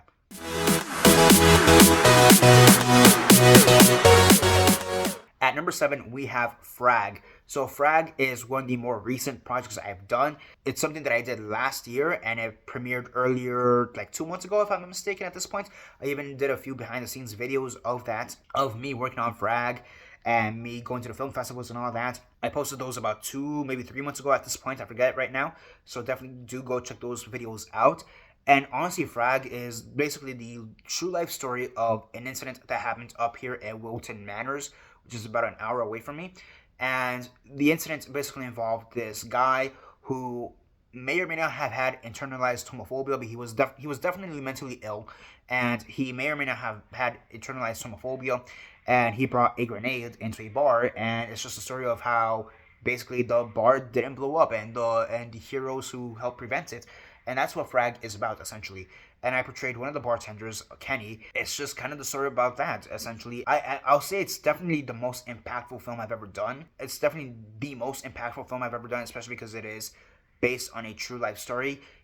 Even more so than Sick Minded. Sick Minded did talk about a real life issue, but it wasn't necessarily focused on one story, like one real life story. This is focused on a real life story, especially one that's so close to us, distance wise, again, an hour and a half away from me, and to a marginalized community, which is the LGBTQ community. Just all the abuse they endured, and this is one of those abuses they had to endure. Overall, it's just incredible. It's one of those things like I knew I was making something impactful when I was making this, when I got cast in it. And the funny thing is, I almost didn't get cast in this project. That's kind of the funny thing. I had an audition for it, I did the callbacks, and originally I wasn't slated to be in the, like, I just wasn't cast.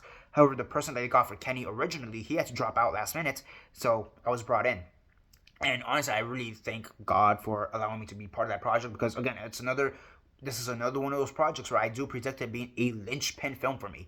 At the moment, it's not widely available because it's still doing its festival run, but I feel like once it does become widely available, it's one of those projects that people are going to recognize me for and ask about. Like, it's one of those things that even now people are already asking about that project. I don't even have footage. I just have the stills and the promo material for it. Once they actually get the footage of me acting in this, I think it's going to be incredible. It's going to be great, and I can't wait for people to actually watch my performance, whether it be the whole thing or just in a reel or a clip of it. It's going to be great, and I am so excited for that, and I can't wait for it, and it's going to be great. For me, it comes back down to that. It's the most impactful project I've done. The reception that we got at the film festival a few months back was incredible. Everybody loved it, and it's again, the most impactful project I've done, period. And I think that's really what it comes down to when it comes to Frag.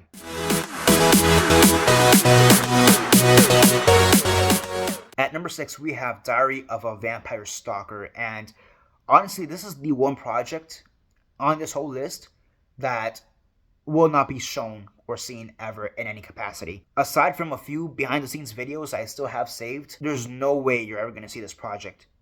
And that the reason behind that is because the director of it, Nelson Ricardo, he died shortly after filming had finished for this project. So why is it on number 6? Why is it here on number 6? Because if I'm being honest, on film, this may be the best performance I ever gave, if I'm being honest. Even above Frag, if I'm being honest. Even above Frag, even above The Visitor, Debts Unpaid, this may be the best performance, if not the best, definitely one of the best performances I ever gave on film. And it kind of sucks that nobody's ever going to see it because Nelson died. And even to go on with Nelson too, he is one of those filmmakers that just had passion. He oozed passion. I can't really say that about many filmmakers or even many artists. Like, a lot of artists, it kind of just feels like they're doing it after going through the motions. I can't say that about Nelson.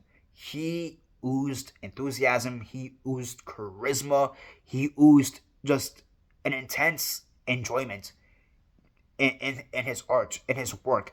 Even when he was stressed, even when he was visibly stressed and annoyed, it was all for the sake of the art. It was all for the sake of the project. It was all for the sake of the film. And he oozed it. And honestly, it was great. It was honestly a great learning lesson being on that film. It really taught me what I wanted to do or wanted to be as a director. Like similar to how Within It taught me a lot of stuff of what not to do as an actor and as a director. Diary of a Vampire Stalker taught me the opposite. It taught me what I should strive for as a director, what I should strive for as an actor. And it's such an impactful film for me. And it honestly sucks that it's never going to be seen. I still have a few behind the scenes videos, but the thing is with those videos, that those behind the scenes videos, they're all like shots vertically because they were for Instagram stories. You know, they're not horizontal, they're vertical. So like if anything, there's that. And we have a few behind the scenes pictures still. There's that too, but it honestly just sucks that it's never gonna be seen. And that's honestly the most disappointing part of it. But yeah, it's the film that taught me what I should strive for as an actor, what I should strive for as a director. And Nelson Ricardo, I wish he was still alive. Like, he was such a great person to work with. It's one of those things, like, I wish I would have worked with him even before that. If he was alive, I definitely would have worked with him afterwards. Like, he is just one of those directors that you want to keep working with. You know, and it's one of those things, like, if I'm being completely honest, I don't know if the film was going to be a great movie. I genuinely do not know if the film was going to be a great movie, but I knew it was going to be a fun movie, if that makes sense. If he were still alive, I knew he would still be making a lot of fun movies, and I would love to be a part of all those fun movies. And yeah, this is the only project I ever worked with him on. It's a shame, more so because it's never going to be seen, but you know, that's just how it is sometimes. Rest in peace, Nelson Ricardo. Rest in peace.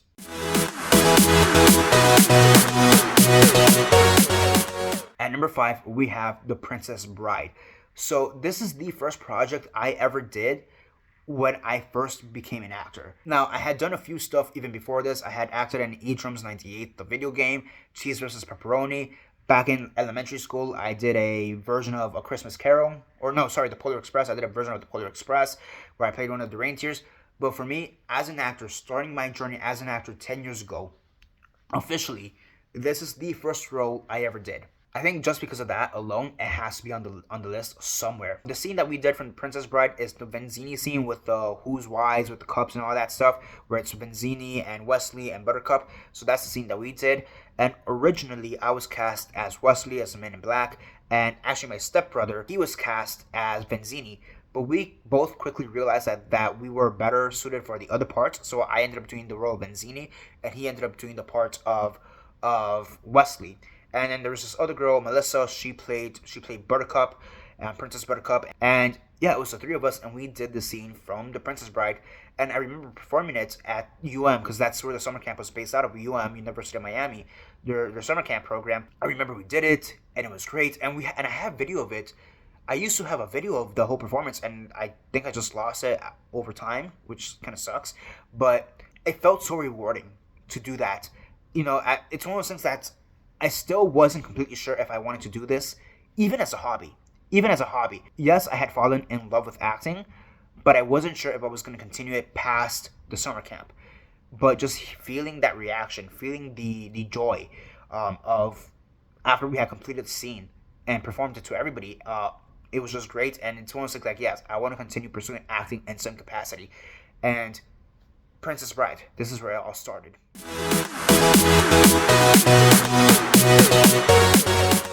At number 4, we have the Garfield press tour. So this is, beyond anything else, the most recent thing I've done. With the exception of maybe Frag, because of the film festival screening, this is the most recent thing I did. So yeah, Garfield, the new Garfield movie that came out this year, 2024, I was actually Garfield. I was in the costume, and I did the press tour for 3 days. And I was on Telemundo, Univision, Despierta America, Acceso Miami, and all of these talk shows, morning talk shows. It was incredible. It's the first time I ever did a PR tour for anything. There was a point where I went to an elementary school. I forget which one right now, but I went to an elementary school, and gave out pizza. It should have been lasagna because I'm Garfield, god damn it. But I gave out pizza to the kids, and we had a huge pizza party, and it was just great, and it was just so fun. And despite the fact that wearing that goddamn suit, that goddamn cat suit, sometimes killed me in the inside because it's just so hot, it's just so sweaty. Just the joy of seeing all the kids at the school love Garfield and be energized by Garfield, and like the fact that they all wanted to hug with Garfield, for example, or being in Telemundo or Despierta America or Univision or whatever, and just doing a few promo skits with some of the anchors there was just great. Overall, it was just very fun. I enjoyed it a lot. I would do it again. It doesn't have to be Garfield. It could be a minion, for example, or whatever else they need me for. I would love to do it again. It was just so much fun, and I would love to do it again. And if you guys want to know more about that whole experience, I actually did do a vlog, a video, which I'll be linked down below if you guys want to check out. But yeah, there's the full experience of it, of when I did that 2 months ago. Funny enough, one of the days that I did the Garfield thing was on the same day that I was doing the Frag Film Festival premiere. So funny enough. Overall, it was just so fun. I loved it a lot. Also, the thing is, cats are it's my favorite animal of all time. I love cats. So the fact that I was able to be a cat and get paid for it was honestly just fun. I loved it. The whole experience was just great.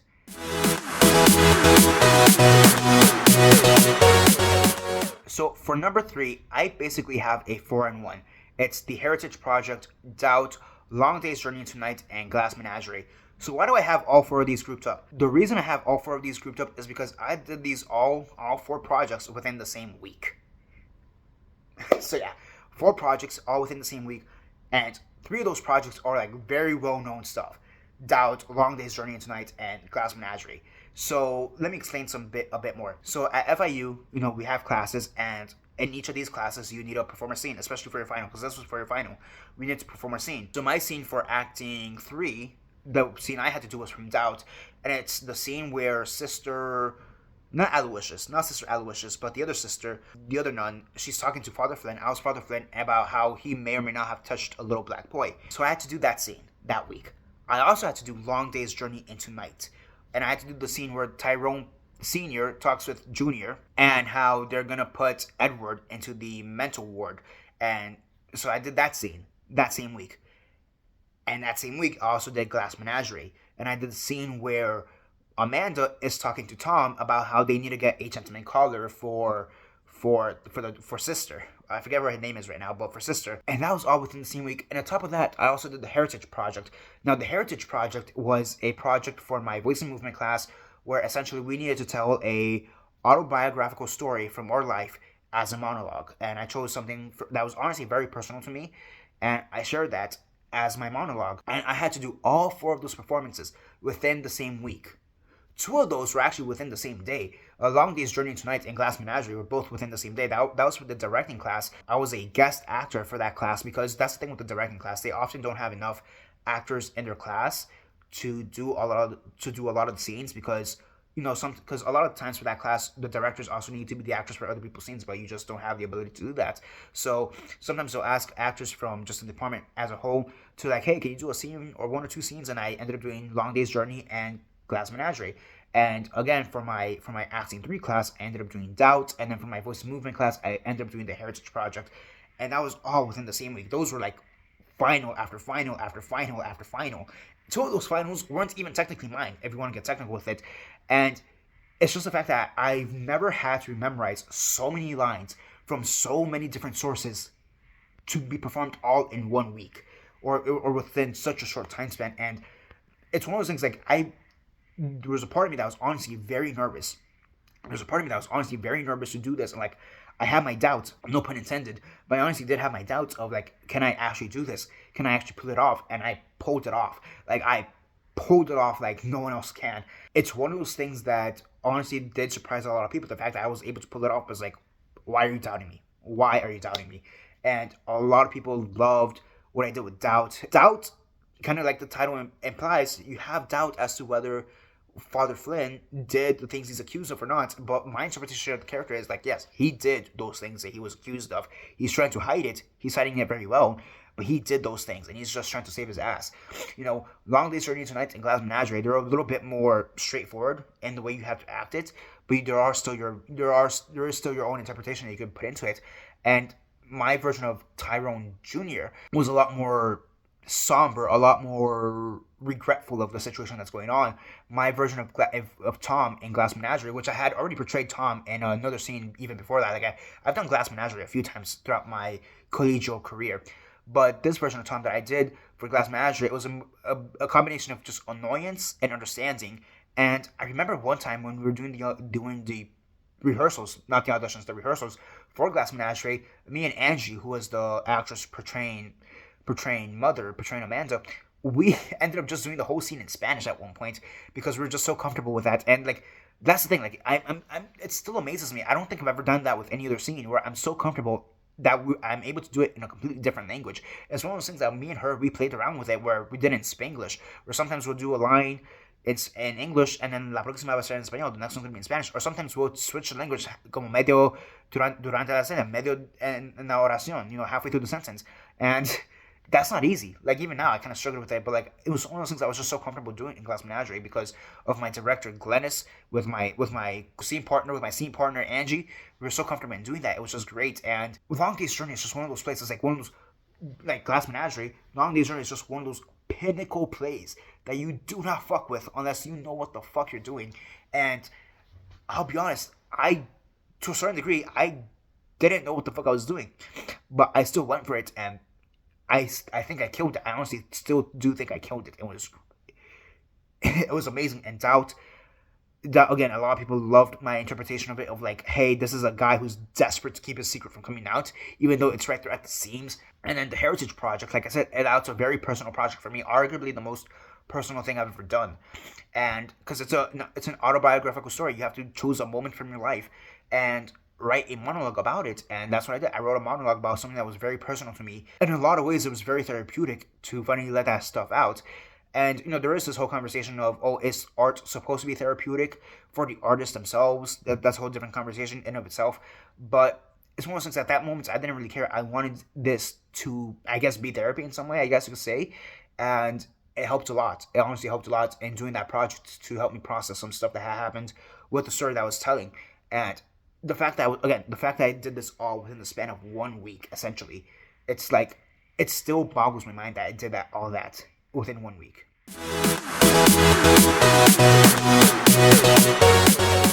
At number 2, we have Orange Flower Water. So this, by far, I would say, is the best performance I've ever done. Period. Hands down, period. This is the best performance I've done, whether it be theater, whether it be film, or like live theater, like the Tunnel of Oppression. It doesn't matter. In my opinion, this is the best acting I have ever done, period. It's the one I felt the most. It's the one I enjoyed the most. It's the one where I felt like, yes, I am an actor right here, right now. This is me. I am an actor. And Orange Flower Water is the story of these two couples who are basically kind of cheating on each other.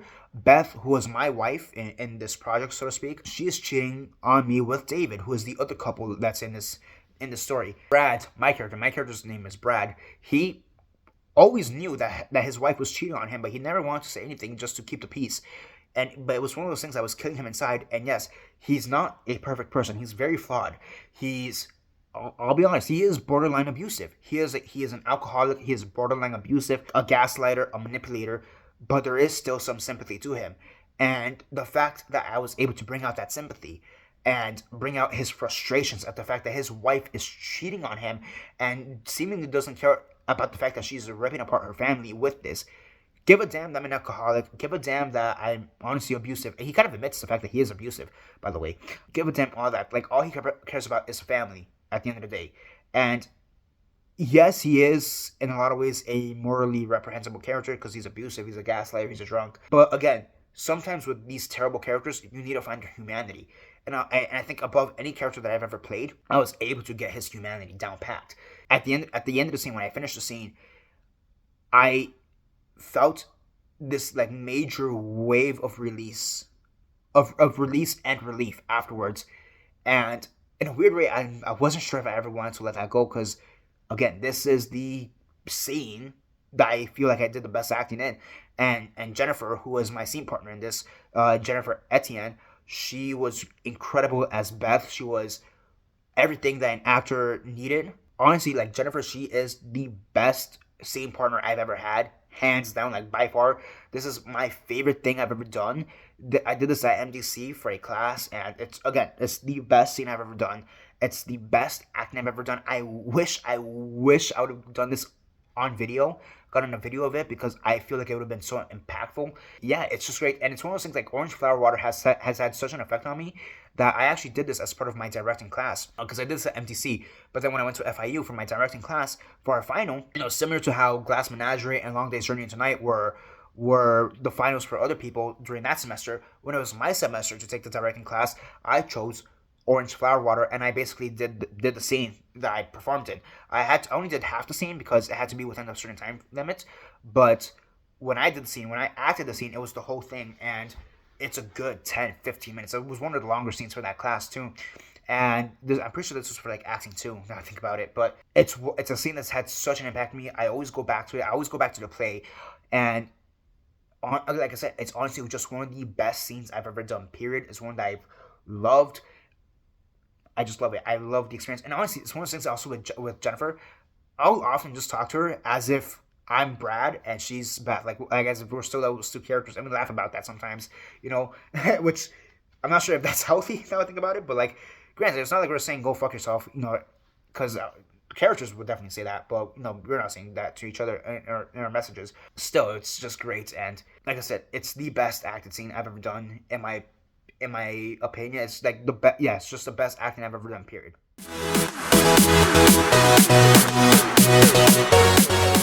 And at number 1, we have Pericles, Telepresence Pericles, and this is a thing. This is one of the projects I did last year in my last semester at FIU. I did Airness, I did Stuff, and I did Pericles. Those were my 3 major projects last year in my final semester at FIU, and this by far is the best acting project, best film project, best project I've ever done in my entire career, best experience I've had in the past 10 years. This is by far the best thing. More so than any other project here, the reason I put this at number 1 is because it felt like a community. It goes back to that phrase of, it feels like I'm working with my friends in the best way possible. And what's crazy about this project especially is the fact that when the project started, I really wasn't friends with a lot of these people. The point of Telepresence Pericles is the fact that we got 6-7 actors from FIU and like 6-7 actors from Coventry. We basically rehearsed over Zoom, essentially. We rehearsed this over Zoom. And at the end of the month, the people from Coventry were to come here to Miami, and we were going to do a live rehearsal / reading kind of thing to an audience. And that whole experience, like, we were able to connect with these actors who are all the way in the UK. We were able to connect with them doing Shakespeare, one of Shakespeare's lesser known plays, by the way. But we were able to connect with these people doing Shakespeare through Zoom, and that's just crazy to me. And we did honestly become like a little family.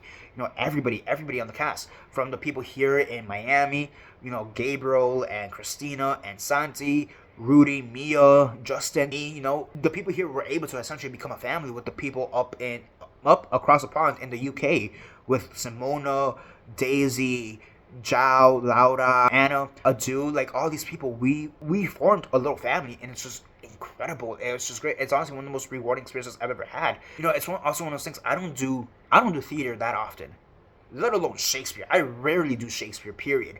Whether it be a monologue or an actual scene, I rarely do Shakespeare. And it's the fact that I was able to do a whole play. Granted, even if it did have the script, because of the nature of this whole performance, even if we did have the script there, we still performed a play in Shakespeare with people that we barely even knew, and yet it still felt like a family.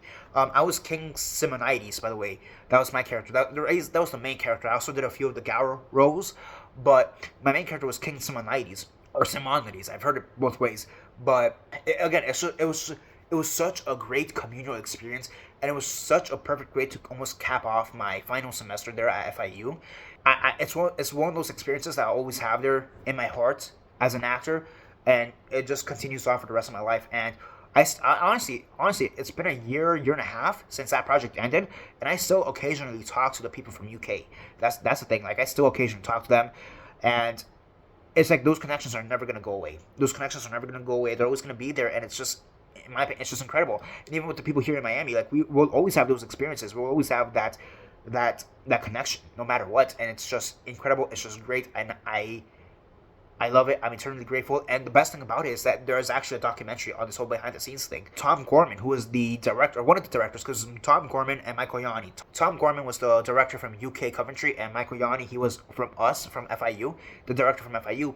And Tom Gorman, he made a documentary, like a 2-hour documentary outlining this whole thing, and there's even some snippets of me discussing the whole thing. I actually did my own longer video exposing. That's not the right word, because exposing sounds like negative, but like, you know, explaining my whole process in Pericles and how much of a great experience that was working on Pericles. It was just great. Oh, there was a moment, which you do see in the documentary, but there's a moment where we actually got to meet Andy Serkis.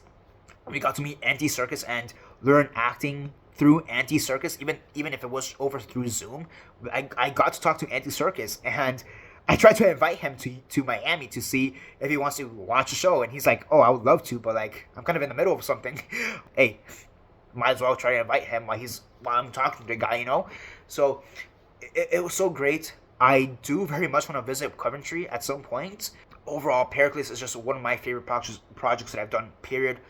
By far, bar none, incredible. I love it. Like I've said time and time again, it comes back to that phrase, working with friends. It feels like I'm working with friends. And honestly, that's the most incredible thing that you can take away from any project that you do. If it feels like you're working with friends, that's an incredible experience. That's an incredible time. That's an incredible feeling. And for me especially, that's the one thing that will always top it. If it feels like I'm working with friends in the best way possible. Alright, before I end this video, I do want to give a few honorable mentions. The first one is going to be Chucky, Friends Forever. So this is a fan film that I did with Jace Elton. And honestly, I think this is one of my favorite films that I've done in general as well.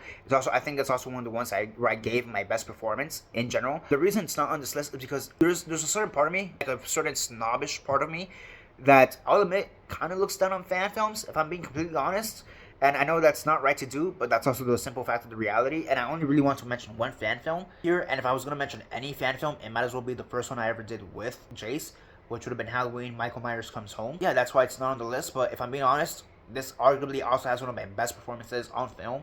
So definitely do check it out. So another honorable mention I want to give is for Trivia Nation. So I actually work as a trivia host with my friend Greg. We do this every week on Wednesdays nights at a Miller Ale House that's nearby us, which is like a bar and restaurant type of thing, if you guys don't have it in your area. But yeah, we do trivia nights every single Wednesday, and it's usually very fun. Being there, able to interact with the audience and with the players, the people who want to play, the patrons and the waiters, for example, and the people who work there, and forming that community. Again, it comes back to that working with friends, forming that community bond. And I guess in a certain way, it kind of is like live theater. Again, you're putting on a show for an audience. You're making sure that the audience is entertained, that they're having fun, etc., etc., etc. So, I kind of just want to shout this out. Another scene project that I want to mention that I did for a class, I am essentially going to call it like the orangutan project, or like the animal project, because that's really what it was. It was for my voice and movement class. The thing behind it is we had to pick an animal of our choosing, and for the final, we had to act as that animal from birth to death and how they lived their life. And it's one of those things that I basically chose orangutan very bullshitly, to be honest, in a very bullshit manner. I noticed that a lot of the animals that people were picking, they had to be on all fours. Even though I'm like in my early 20s, I'm already also at that age where like it kind of hurts sometimes to just be on my knees the whole time. And I wanted to have the ability to be on my feet. And monkey or ape is the first thing that came up to mind, and for whatever reason, orangutan is what came out of it. I'll be honest, this is a class that throughout the whole semester, it's not that I didn't take seriously, it's just like I wasn't having the most fun in it. If I'm being honest, like the teacher was great, but I still wasn't having the most fun with it. However, with this project, I fucking went for it, and it was great, and it was honestly one of the best things I've also done. Right now, the only reason it's an honorable mention is because I swear to God, I somehow forgot about it until right now when I'm editing the video, halfway through point number 3, where I'm talking about the 4 different projects that I did in 1 week. That's honestly the only reason it's here as an honorable mention. Had I remembered that beforehand, it would definitely be on the list. But yeah, it's one of the best projects I have. I have the script somewhere still. Who knows? Maybe I'll redo it and record it and show it at some point here on the channel. But it was so great. So yeah, another quick honorable mention now that I just fucking remembered. Holy shit. Very fast. And then the last thing I want to shout out, and maybe it's a bit of a cop-out, but hey, the YouTube channel. Straight up, YouTube has been great. I've been doing YouTube for 11 years at this point. I actually did a video last year during my 10th year anniversary for YouTube. If you guys want to go check that out. But yeah, I've been doing YouTube for 10 years, and it's been, or 11 years really at this point. And it's been an incredible journey for the past 11 years. I'm glad at the fact that it's just continuing on and the fact that I've been able to evolve in my journey as a YouTuber. You know, because for me, I'll be honest, very early on, it really was just about the views and getting the likes and whatever. But I feel like I finally come to a point in my life where it's not about that. It really isn't about that. It's just about doing what you love most and, you know, doing these videos. Even if like 2 people watch it, I don't care. I'm still doing these videos just for myself, and if people happen to watch it, so be it. So yeah, those are the 3 honorable mentions I wanted to mention very fast. And yeah, that's basically it for now. That's the top 30 stuff here, projects that I've done across the past 10 years. Top 30 projects, top 30 experiences, whatever you want to call it. But yeah, that's the list. And yeah, this is gonna be a very long video. Let's see how I edit this down. And yeah, but stay tuned for next week. Next week probably won't be that long. It's only half the list. It's only top 15 worst projects and experiences. So it should be half the time, I can imagine. So yeah, I just wanted to do a top 15 just because I want to be transparent with you and see and show you guys that although there is a bunch of positive stuff, there is also a bunch of negative stuff. And I kind of want to highlight those negative stuff also because even as was seen in this list, you can still learn stuff from the negativity. So yeah, that's basically it for now. This is Daniel Mart signing off.